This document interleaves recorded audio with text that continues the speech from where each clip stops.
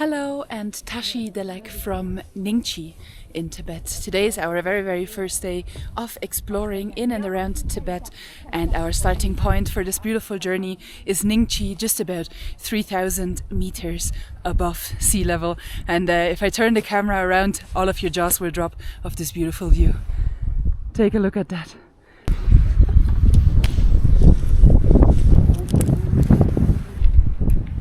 Does he live here? Does he live in this village? What is the name of this village? The Tunjung名字 Garsa. Lataga. Wow.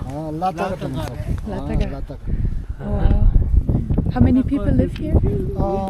Tunjung 그제서 요래 돼. 템바 그제 요래. 좀비야. 저 Tunjung 템바. He is also not sure. Not so many, small village. What is his age? Lokazemba. 너 다. 삐끼 순서래. 73. Wow. Oh. That is old for Tibet, right? Yeah, that's because of the altitude. Yeah, because of the altitude. Yeah. Wow. You are strong. You're going strong. Yeah. He's just going to around the stupa nearby here. Oh, to the He stupa. cannot do the full Gora. Oh, yeah. It's a long way. Yeah. Very long.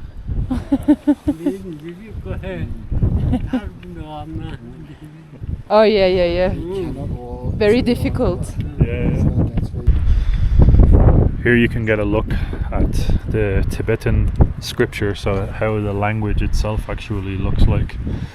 And this language dates all the way back to the 7th century, I believe, so it is properly ancient language. Very beautiful looking as well. Can I pet him? Do you think he's aggressive? No. Now where we are in Nyingchi, 3,000 meters of altitude, which is considerably low. It's lower than Lhasa, and it's lower than most places in Tibet, which makes this area here particularly easy to acclimatize to the altitude of Tibet. It's kind of a nice starting point, I guess you could say, for us, because we still need to get used to the acclimatization. And the biggest thing that jumps out at us straight away here in Nyingchi is just because there is that much more oxygen. There's a bit more oxygen here, so you can see all of the growth everywhere. There's actually a lot of growth. There's a lot of trees and bushes and things like that. A lot of stuff is growing here, and that's because of the oxygen. When we first saw Tibet, when we arrived in Lhasa from the train, everything was mostly barren, extremely dry, because it's almost 1,000 meters higher in Lhasa. But as you can see here in Nyingchi, it's totally different. There's a lot of growth here, and there's a lot of very beautiful life going on here as well, so it's definitely different. This is actually known as the Switzerland of Tibet, if you want to call it that. It's like the nickname of Nyingchi. That's so cool, no? That's so cool. Yeah, these are prayer flags with Tibetan scriptures on them. They're so beautiful, and you can find them all over. Literally Tibet. everywhere, yeah. You see them sort of scattered around in different places. A lot of people where people live, and a lot of the nomadic herders and stuff like that. You'll see like the herder tents, they'll quite literally be made out of those 5 different colours. This area here in Nyingchi, it's very peaceful, it's very nice. It's quite windy at the moment, but the weather is on our side. And it's a crazy way to get a first sort of feet on the ground glimpse, first look at Tibet. A lot of people will start their Tibet trip somewhere like Lhasa, but for us it's here in Nyingchi. And we arrived yesterday. If you would have seen the train video just before this, and both of us are just pinching ourselves constantly because I just can't believe that we're in Tibet. And we still haven't like fully acclimatized, I think, to the altitude yet, but every second that I'm looking around I'm just like, we're in Tibet. I just keep saying it to Naomi, I'm like, we're in Tibet. Tibet has been on our bucket list for such a long time, and we never thought that we would actually manage to come here, and we finally did it. It's such a big dream come true for us. It's mad. It's literally mad. Just look at this.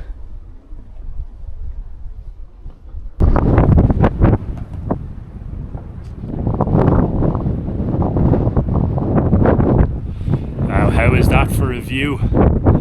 That down below there is Nyingchi. The backdrop, snow-capped mountains. That's why it's called the Switzerland of Tibet, I'm guessing. What a magical place. Nyingchi is definitely a lot more sort of in sync and connected, I think, with nature than places like Lhasa, where you have a lot more hustle and bustle. And obviously Lhasa is a bigger city. Whew, I have to walk slow. Whenever I start running or walking a little bit too fast, I run out of breath like really quickly, really easily. This place is not good for the lungs. That's unbelievable. What a view. Such an amazing view. But yeah, you have to take it a little bit slower here because obviously the oxygen is very low, and walking fast kind of makes you go out of breath very quickly.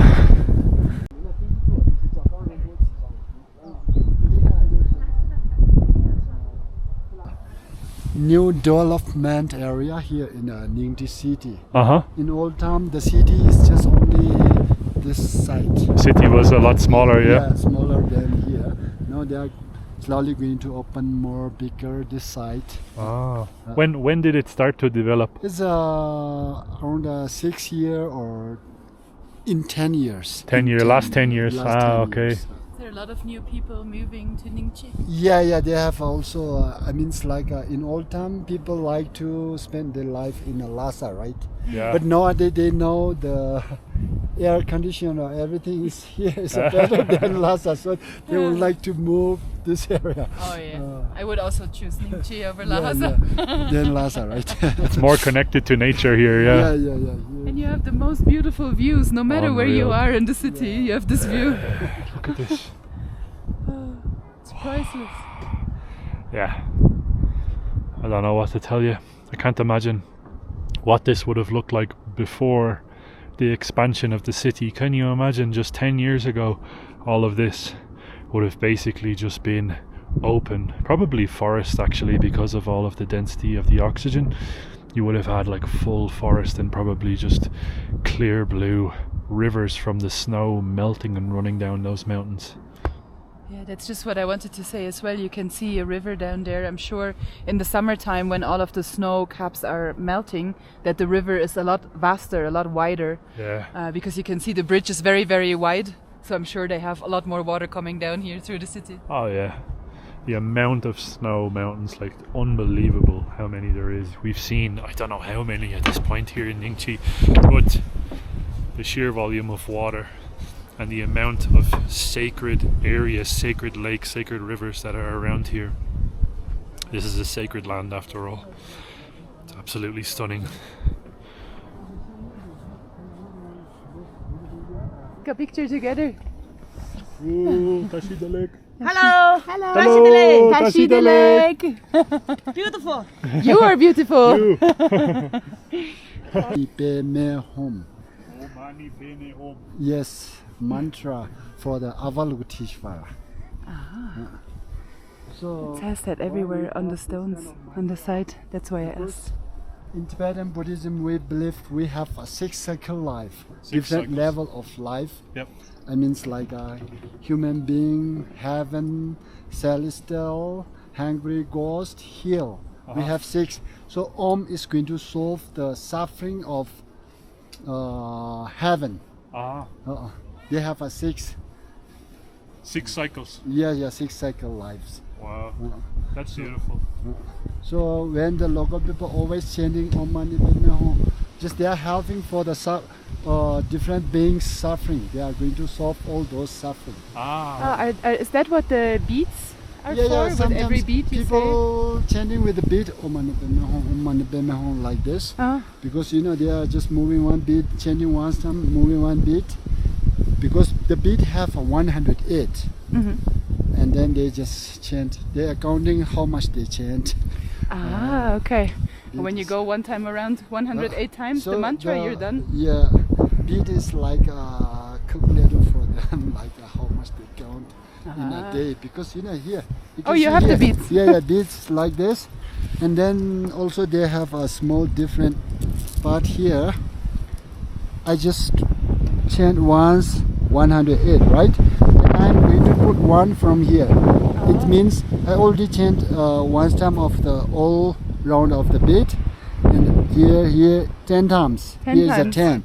After 10 times, then I'm going to put from here. It means I already done 10 times of the beat, and then it's around 10 here. It's 1,000, and just counting for counting. And every day you do that? If I have time, but mostly the old people, they do every day like several thousand times. So. Oh, wow. That's dedication. So you know, in here the old people, when they retired from the, or when they get very old, then they cannot do it, then they just only do pray. They pray. Or they are walking holy temple or holy area, holy like this mountain, and then also pray. But the people here in Tibetan, they are pray not themselves, they are pray all the beings, including yourself is in the being. So that's why they are going to, they always pray like the world is a feast, no war, or it means you are in the world.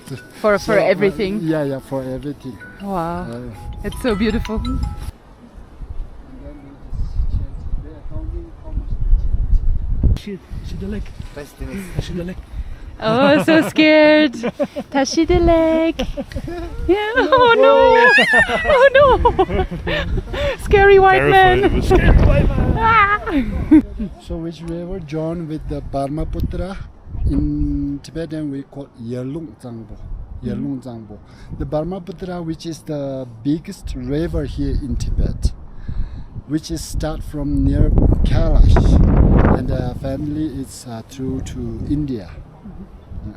So from there we can see the joint part of the two rivers, Brahmaputra and Nyingchi River. Does Joining this here. go to Arunachal Pradesh? Yeah, Arunachal. Uh-huh. Yeah, Arunachal Pradesh. And then also when the river reach in India, they change name Ganga or Ganga. Gangaji, or I'm not sure. The magical Ganga. Yeah. The place Holy where Ganga. everybody dumps themselves in, and it's like not that clean. So mostly they have a small river here in Tibet side. Many all those join in a Brahmaputra and family goes to yeah.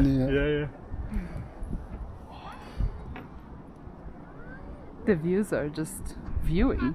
They're viewing. The views are viewing. Views are viewing.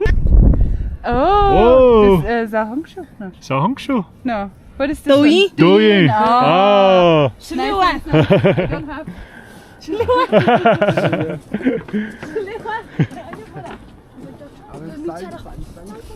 Hello. Tashidalek.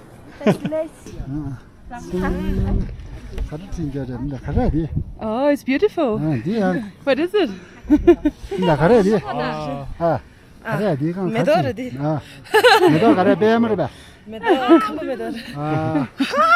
Plums. A lot. Kan du med dörren?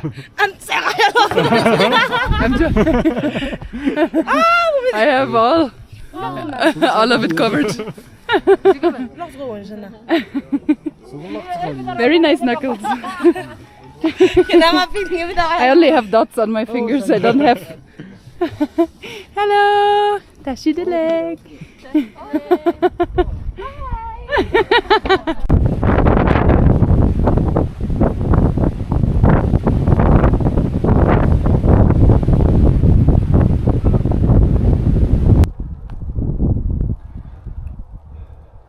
As you can see here in Nyingchi, there's plenty of trees, but that's not the case in most of Tibet.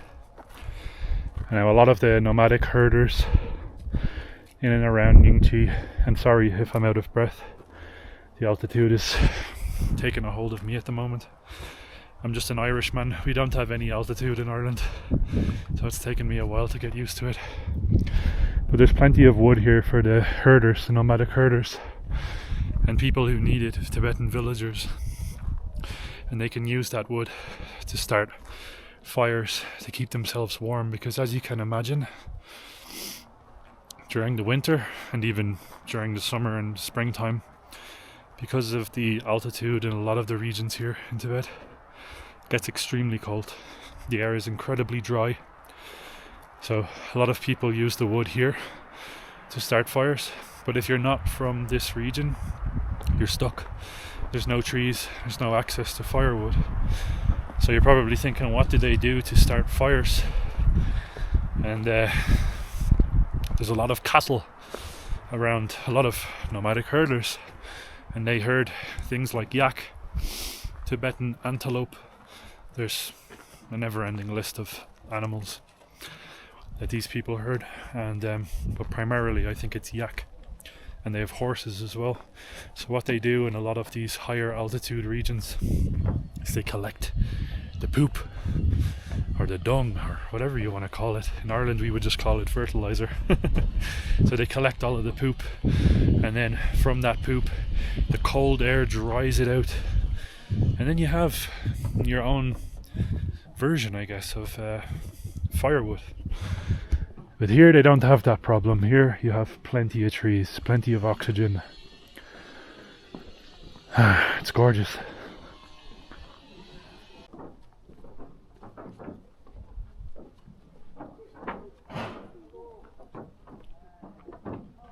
I don't know how long we actually have left on this hike, but it seems like the weather is changing, and it's changing quite fast because we are in between different mountains and the weather sort of gets stuck really fast, and then it starts raining, and I can hear some thunder in the distance, so I hope that we are going to make it dry back to our vehicle. Om Amita Muli Sali Do. Amida. Mantra.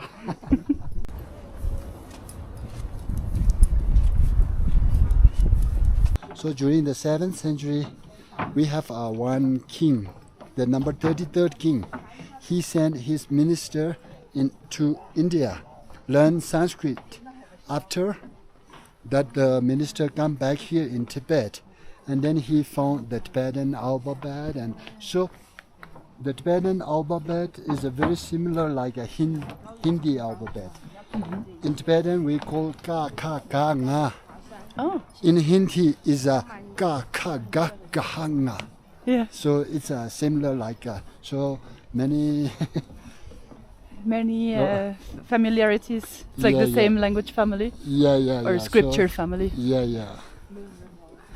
So the alphabet writing or everything is different, but when we are going to read the Tibetan alphabet or the Hindi alphabet, it's the same, like a ka ka ga ga ha nga. In Tibetan we call ka ka ga nga. Very similar. Yeah, Hindi they have two more like a ka ka ga nga after ga ga ha nga. In Tibetan we have only ka ka ga nga. Does that make the language a little bit easier with a little bit less less letters? But you know, when you learn the Tibetan, then your pronunciation is going to vary, because you know the Tibetan language, the sound is very meaningful or very like how to say, just every different sound we can use in a language. I mean, it's like this in other writing is difficult, right? But in Tibetan we have this kind of writings also. So if when the Tibetan people going to learn the other language, then it's very easy for them, because if I means like if I say some Tibetan language, if you follow, then first time you I difficult, cannot, very correctly. Yeah. But if you say some Germany, and I don't know the meaning but if I you will follow be able you, to pronounce. Yeah, I will be able to follow with you in German language. Oh, you can say Guten Tag. Guten Tag. There you go. Good day in German. And in Tibetan, how you say Guten Tag? How you say like have a good day? Nimutile. Nimutile. Nimutile. Dele means like everything is just success or similar like. Oh, nimutile. Guten Tag. Guten Tag. Buongiorno. Buongiorno. Nice, So nice. the language sound is very Yeah, very easy for you because for you you, have but so I many don't know, sounds. Yeah, because we have many different sounds in Tibetan language. Ah. So people just, I'm not sure if I'm going to learn. I will keep memory very long, but first time I will say. At least very, you can pronounce. Yeah, very. That's so crazy. I would like to be able to speak Tibetan one day, maybe. So the 95% of people who believe like Buddhism, and the rest 5% are like Muslim and Tibetan Muslim and Buddhism. You know the Buddhism? Buddhism is before religious Buddhism here in Tibet.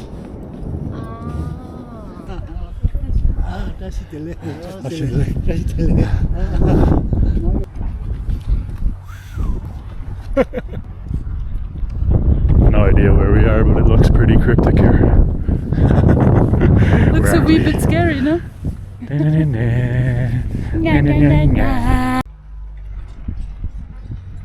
These are the Tibetan antelopes, I believe.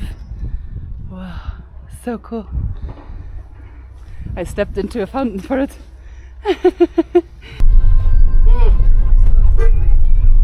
We made it to the big opening ceremony of the Peach Blossom Festival, and we just entered here. It was 30 RMB per person, and you can already see so many traditional clothing here from different parts of Tibet.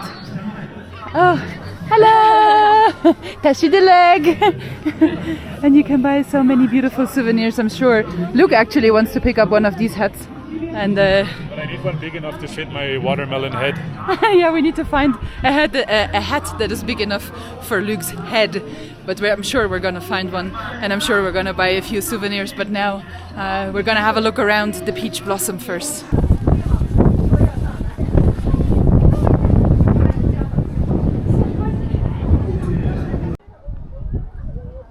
For most people, when you think about Tibet, the first thing I know for me that comes into my mind is like vast open spaces, completely arid, very dry, sandy, this type of situation. But Nyingchi in the springtime, which is what it is now, it's currently April, goes completely against that whole idea of what most people think Tibet is. This place just turns into basically a sea of pink with peach blossoms. So this is the start of the peach blossom season, and valleys and valleys between the mountains. On the top of the mountains you have like snow-capped beautiful Tibetan mountains, and then down below in the valleys you just have basically a vast open sea of pink peach blossoms, and it is very beautiful. It's a special place for sure.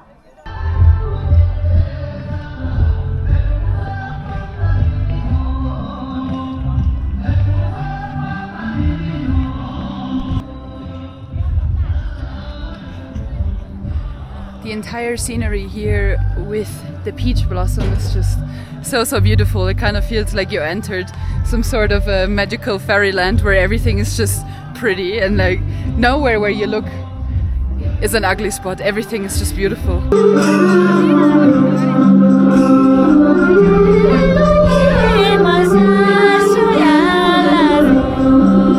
So beautiful.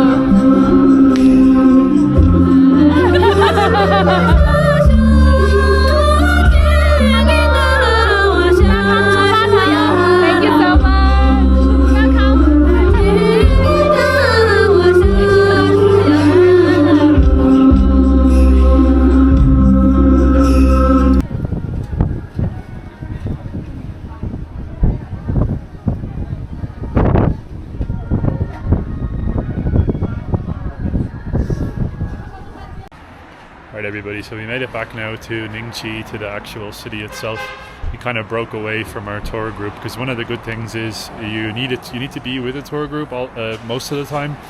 But when you're actually in the city that you go to, you do have the freedom to go out and explore the area by yourself, and we're going to take advantage of that. And we came across this place here that seems to be proper Tibetan, like local Tibetan, and the way it's designed in the inside just looks unbelievable. So let's go in and have ourselves like a little bit of a Tibetan dinner. This should be fun. You can see the dishes out here on the front. So nice. Here you can see the beautiful greeting of Tashi Delek, which basically means prosperity, health, and so on, all of the positive things. Tashi Delek. And usually you would say that in Tibet, you say hello and then you say Tashi Delek. Oh, you're making the tea.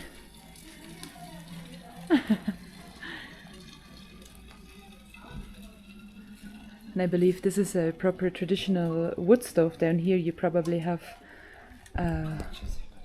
wood and fire. Yeah.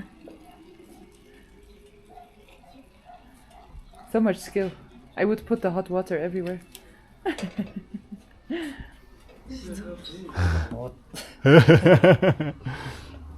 Communication issues while we're in China. It's difficult because you're speaking with people a lot of times that have never even met an English speaker before, because obviously a lot of tourists, they just travel with the tour group and the tour guide is the one that communicates. So for us to communicate with these guys, that's like a different level of translation issues right there. Luckily we have photos and translation apps. Technology for the win. So we're gonna see what we're gonna end up with. We asked to like try some like recommendable like proper Tibetan food, but I think here is like a blend obviously of both. So you have Chinese food and then you have Tibetan food, but it's in like a real Tibetan style. The iron plate beef is special. Can I meet? Oh yes. Okay. Maybe we can get some sweet tea as well. How many dishes are needed? Okay, let's see if we're gonna get it. The people here, they speak Mandarin and Tibetan, and some of them like specifically.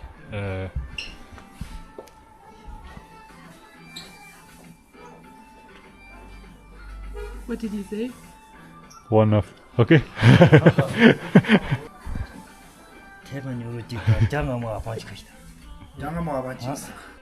And we're obviously the only people in here right now, so we're definitely the center of attention. But this is what I mean when I say like typically Tibetan. So you have these beautiful designs here. We're gonna get some. I asked them to give us some sweet tea as well, because that's like literally we've only been here now like 24 hours in Tibet and we are just chugging sweet tea by the liter, it feels like. They have sweet tea and there's also yak milk tea as well, which is something that we have to try. Okay. Thank you. Thank you. I think we managed to order ourselves some dinner, so we're gonna see what comes out. I have no idea. But we'll literally eat anything.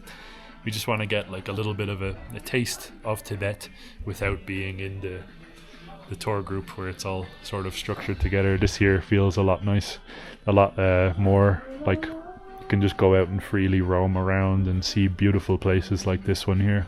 I can't get over just how stunning this restaurant is. I love the decoration on the ceiling. Yeah. It just feels so special. There's so much love and attention to detail. Yeah, like you go into a typical restaurant in Europe or wherever really. A lot of times, like especially like the chain restaurants, you get like the standard like white or whatever, like matte monochrome type of crap. But like here, it's not the case. There's attention to detail in absolutely everything. Thank you.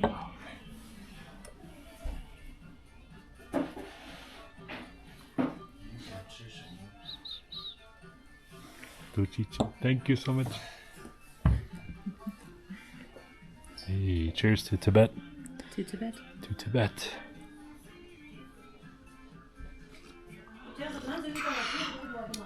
Tashi delecto, all of you. Oh.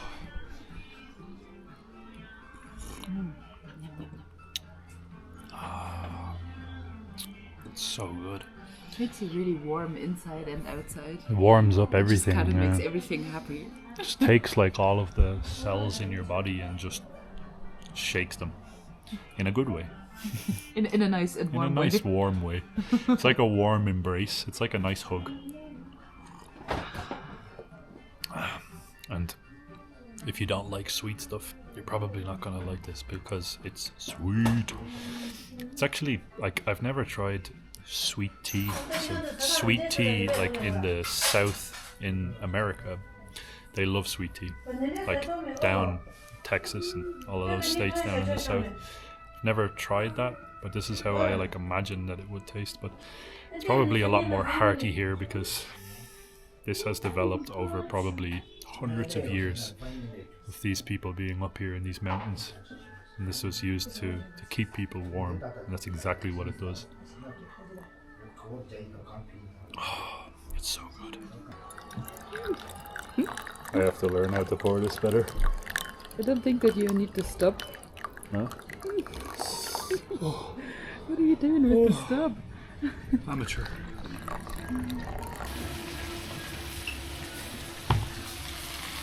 Oh my god.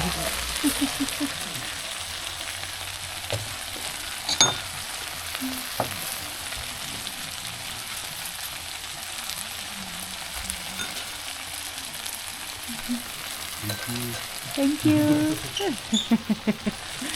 Oh my god, look at that. This is the dish that these lovely gents recommended us to try. It's called an iron beef plate, and I don't think there's any dish in the world that sounds more manly than an iron beef plate. Right, so what I think is inside here is basically a whole combination of everything pure and hearty. So you've got some sort of a meat, I believe it is beef, because it's called a beef iron plate. So I'm going to put some beef in there. Then you've got some onions. You have pepper. You have like green pepper. I'm just putting it piece by piece. Why are you putting it piece by piece? I should be picking up more. Beef, onions, peppers, all sizzling on a beautiful iron plate. Unreal. Right, let's give this a go. Let's just try the beef as it is.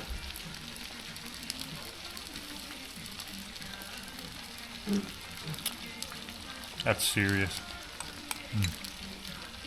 Onions.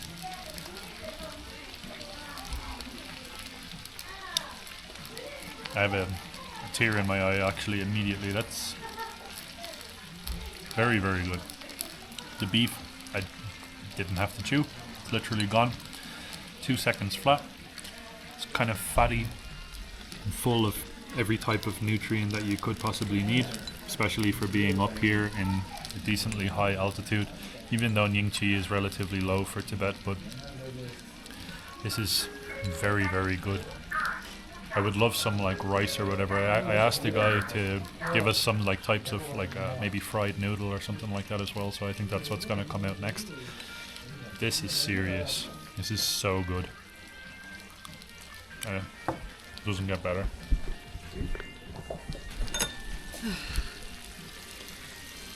My mouth is watering behind the camera. It's so colorful. Oh yeah. Nice bit of sesame on top as well. Yeah. And some good old chunks of chili as well. Chunks of chili in there too. Oh, this just smells heavenly. Is it spicy? No. Oh my god. This is so good. Oh yeah. This is proper tasty. The beef is so juicy and so soft. It's just beautiful. It literally dissolves in your mouth the second that you put it in. Oh yeah, I'm very happy with this. Yeah, one of the One of the things that stands out in Nyingchi so far for us, we've been here less than 24 hours really in Nyingchi. We arrived in Lhasa. We haven't seen any of Lhasa yet, just so you know. This is truly this day today is truly our first proper glimpse into how Tibet is in 2025, and the food really stands out here in Nyingchi because the quality of the food.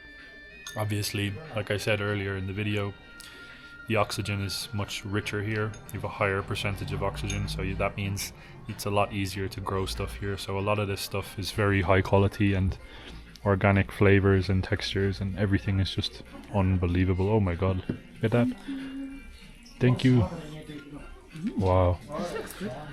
I think this is Oh, you have some. These are thick noodles. it's like a thick noodle broth, and I think this is actually basically like a brothy version of this. So it looks very similar to this one, but it's in like a broth, probably like a beef or a bony broth or something like that. Do you need rice? Okay. Thank you. Maybe one rice would have been enough. I don't know. I'm feeling pretty hungry, so we'll see. We'll see what the portion size of rice is. But yeah, the food quality here in Nyingchi is amazing. Very interestingly shaped noodles. That's one noodle, is it? I think it's a noodle. Okay, so it's not a long noodle, it's a short noodle. That's what she said. And then you also have these like little glass type of noodles in there. Yeah. Very, very tasty. Now the flavors are very sort of true. So it's just literally like the beef and the bell peppers and the onions and so on. There's not like a crazy amount of spice that goes into it, which is really nice because it's like a pure type of a flavor. That's true. I really like this dish. It's very tasty. Yeah. Yeah. I don't think that Tibetan food is like overly spiced or overly heavily seasoned or whatever, because the digestion, so you digest food a lot slower once the altitude gets higher. So once you go to a higher altitude, you digest food a lot slower. Thank you. So we got our rice. Portion sizes are not massive, so that's good. We got 2 rices, so now we can blend in all of this beautiful stuff with the rice and get a whole different sort of texture. I'm gonna try this noodle dish now. Here, I'll pass you the camera.